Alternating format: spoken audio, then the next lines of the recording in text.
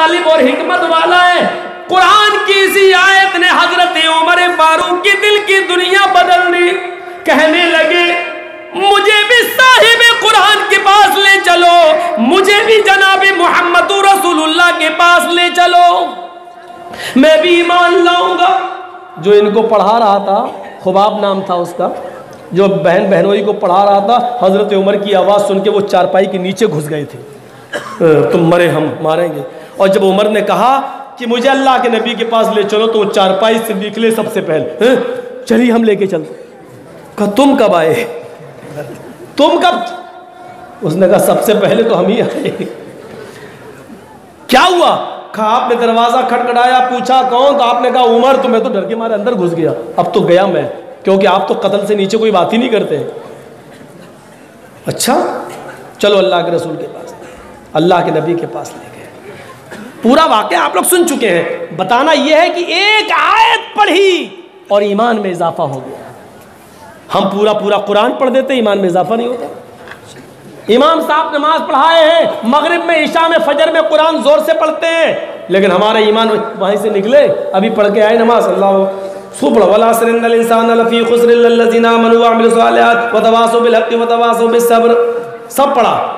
वत्तीन व ज़ैतून व तूर सीनीन इक़रा बिस्मि रब्बिकल लज़ी खलक़। सब पढ़ के आए, सुन के आए, और जैसे ही मस्जिद से दरवाजे से बाहर निकले,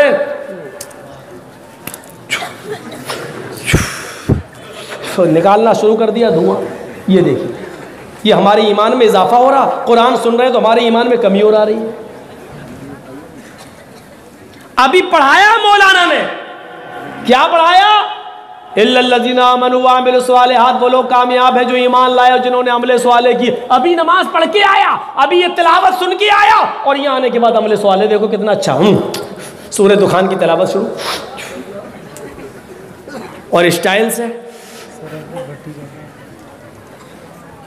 ये हो रहा हमारे ईमान में। हजरत उमर तो नबी को मारने गए और कुरान की एक आयत सुनी तो दिल की दुनिया पलट गई। वइज़ा तुलियत अलैहिम आयातु ज़ादतहुम ईमाना। मुसलमान तो वो हैं कि जब उनके सामने कुरान की तिलावत की जाती है तो ईमान में इजाफा हो जाता है। हमारे ईमान में इजाफा कहाँ हो रहा है? यानी हम मोमिन है भी कि नहीं है? हजरत उमर फारूक ने तलवार निकाल ली थी। अल्लाह के रसूल सल्लल्लाहु अलैहि वसल्लम का इंतकाल हो गया था, लेकिन उमर फारूक मानने के लिए तैयार नहीं थे कि नबी का इंतकाल हो गया। जैसे आजकल हमारे बहुत से ऊंची टोपी वाले मानने के लिए तैयार नहीं। अगर नबी का इंतकाल मान लें तो पेट के धंधे बंद हो जाएंगे। क्यों? क्योंकि उन्हीं के नाम पे तो मिल रहा है। खड़े होके मिलाद पढ़ लो, नबी आ जाते हैं, अल्लाह के रसूल आ जाते हैं, सवारी आ गई, हम अब खड़े हो गए। भाई खड़े क्यों होते हो? भाई अल्लाह के नबी आ गए, तो हम, इसको मालूम होता है नबी आ गए, इसको मालूम होता है कि नबी आ गए। और इसी वक्त पाकिस्तान में भी कोई पढ़ रहा हो, इसी वक्त ईरान में भी कोई पढ़ रहा हो, इसी वक्त अमेरिका में भी कोई पढ़ रहा हो, तो इससे पूछो कि अल्लाह के रसूल तो अकेले पूरी दुनिया में कैसे जाते होंगे, हैं? इसी वक्त कहाँ कहाँ जाएंगे? तो कहते हट बदतमीज।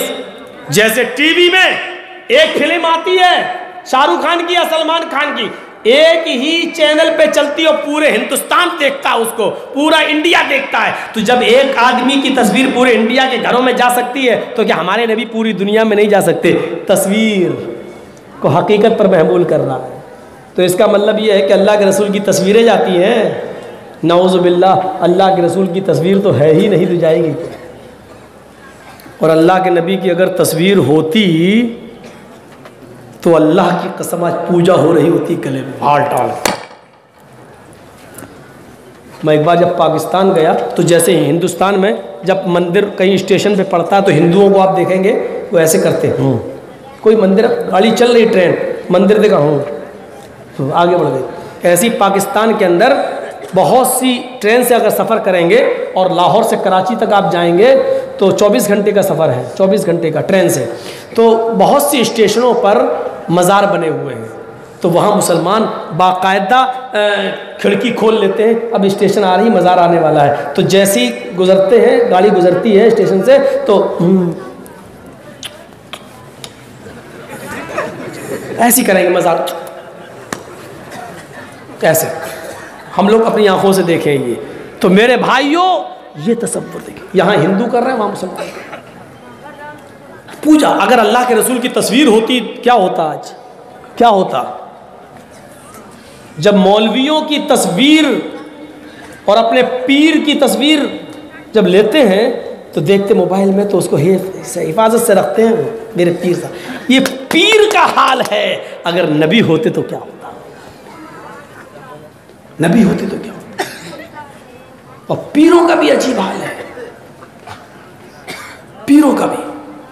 और एक औरत थी बेचारी, वो अपने, उसका आदमी कहता था मैं पीर हूं, उसकी बीवी उसको पीर मानने के लिए तैयार नहीं थी। तेरे जैसे 336 पीर देखे। तो एक बार उसकी बीवी बोली तुम पीर हो? कहां? पीर तो आज मैंने देखा आसमान पर। कहा क्या देखा? अरे हवा में मुसल्ला बिछाकर, जाए नमाज बिछाकर खड़ा था और नमाज पढ़ रहा था, उड़ता हुआ जा रहा था। वो था पीर। इसको चढ़ गई, शायद वो कलियाचक वाली होगी, ड्रिंक चढ़ गई। तुमने देखा हवा में? हाँ हाँ। तो जाए नमाज बिछी थी? हाँ। खड़ा था उस पर? हाँ। नमाज पढ़ रहा था? हाँ। अरे वो मैं ही तो था। अपनी बीवी को बोला अरे वो मैं ही तो था। उसकी बीवी बोली तुम थे? हाँ हाँ मुझे लगा तुम थे। कहा क्या मतलब? कहा इसीलिए टेढ़े टेढ़े उड़ रहे थे, सीधे उड़ भी नहीं रहे थे, तिरछे तिरछे जा रहे थे, फिर भी कमी निकाल दी। एक मुरीद ने ख्वाब देखा कि मेरे पीर साहब जन्नत में टहल रहे हैं। वो बेचारा आया सुबह होकर अपने पीर को खुशखबरी सुनाने के लिए कि अरे आपने तो बहुत नेक काम करे, आप तो जन्नत में। तो वो गया कि अपने पीर को खुशखबरी सुनाऊं। दरवाज़ा खड़खड़ाया तो क्या देख रहा है कि अंदर आवाज़ आ रही है। इसने दरवाजे में कान लगाया तो क्या देखता है कि जिस पीर को खुशखबरी सुनाने आए उसकी बीवी उसको झाड़ू से पीट रही है। तड़ा तड़ा तड़ा तड़ा बरस रही है उस पर झाड़ू। अब वो आने लगा। अब वो कह रहा है रुक, बाद में मान लेना कोई आया है, दरवाजे पे कोई आया। उसकी बीवी कहती चल पहले देख कौन आया, फिर जरा फिर मारूं। वो दरवाजा खोला तो ये जा रहा था। ए भैया इधर आओ।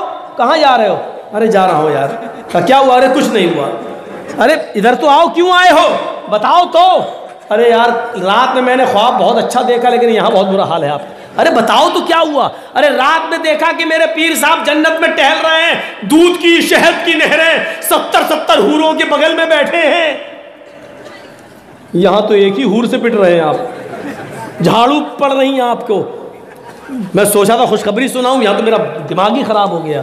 तो पीर साहब भी बड़े चालाक थे, कहने लगे तुमने जन्नत में देखा? वो बिल्कुल सही देखा। कहा खाक सही देखा? मार खा रहे हो, बीवी के हाथ से पिट रहा हूँ, कह रहा जन्नत। अरे मेरे भाई, बीवी की झाड़ू खा खा कर पिट पिट कर जो सब्र किया मैंने, उसी सब्र पर ही तो अल्लाह ने जन्नत दी है मुझे नमाज और रोजे ने थोड़ी जन्नत दी है। बीवी की मार खाकर सब्र किया, उस पर जन्नत मिली मुझे। तुमने सही देखा जन्नत में मुझे। तुम भी बीवी की मार खाया करो। उसने कहा भाग, तेरा जैसा पीर को मैं तलाक देता हूँ। भाग, बीवी की मार खाने के लिए बोल रहा है। तो ऐसे भी पीर होते हैं। ऐसे अगर तस्वीर होती तो क्या हाल होता। बहुत दिनों के बाद आज थोड़ी सी पीरी मुरीदी में बोले हैं, बहुत बोले हैं, क्योंकि एक पीर बेचारा आपके बंगाल में माहौल ख़राब करने पे तुला हुआ है। तुला हुआ है ना, जानते होंगे ना, कोई उर्फुरा फुरफुरा, वो इससे ऐसी कुछ नाम है। अरे सब क्लियर मत कहो यार, केस हो जाते हैं। अरे भैया नाम मत लो, हम इन दो कोड़ियों के लोगों के नाम लेना नहीं जानते। बस वो लोग जो हैं माहौल ख़राब करने पे तुले हैं। अबे तू इतना बड़ा पीर है, इतना बड़ा, तेरी कौम तुझे इतना पूछती है, तू एक फूंक मार, ममता तो वैसी उड़ जाएगी, तू तो वैसे ही मुख्यमंत्री बन जाएगा यार। तेरे ऊपर तो सारे बाबाओं का सहारा है, तुझे चुनाव लड़ने की और कैंडिडेट उतारने की क्या जरूरत है?